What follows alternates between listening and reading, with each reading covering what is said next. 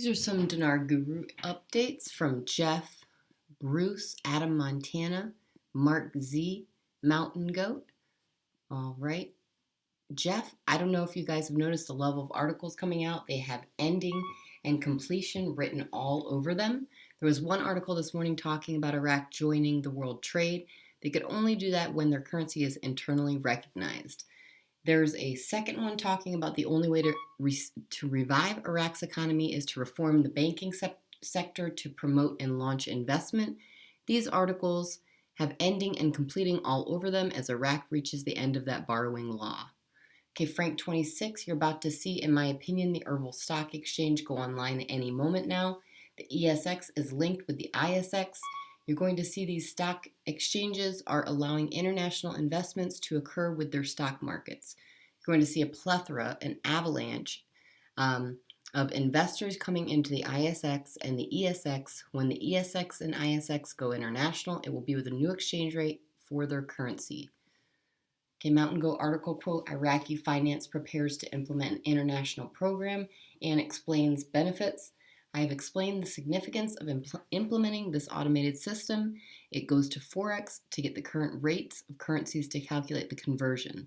The dinar will have to be live and trading on the Forex for this to even work. So what are they telling us without telling us?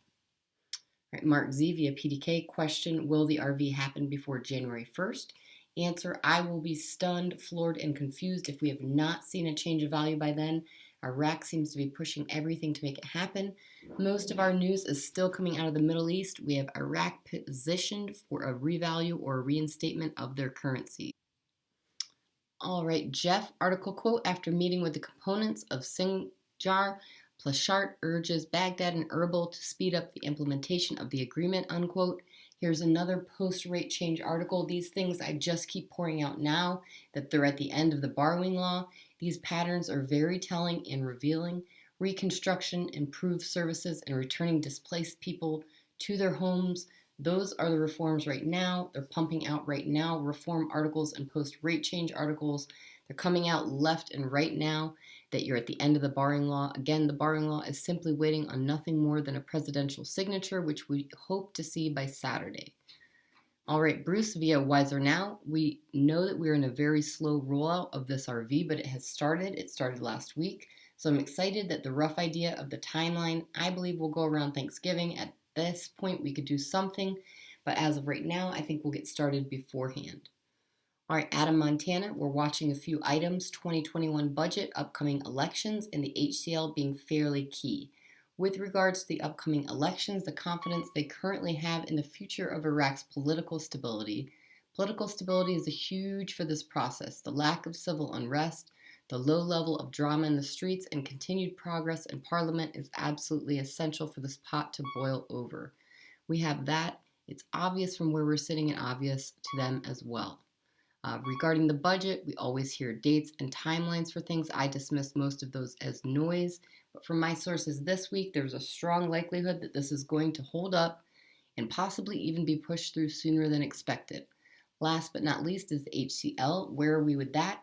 It's all tied together as long as the two items above continue to go well. I understand that there's a high level of confidence in the HCL coming together as well, rapidly.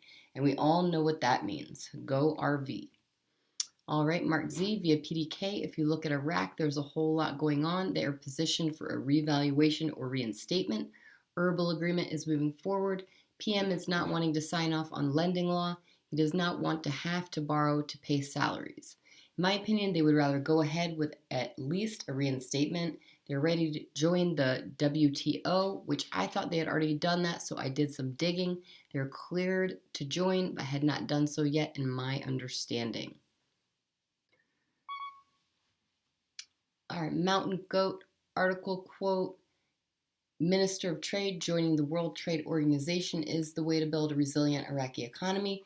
The WTO was coming back to Iraq for another round of talks in November. They had these talks, and this is a news article about the results. It appears there are still issues concerning the accession that needs to be addressed, but will these issues prevent or prolong the full accession?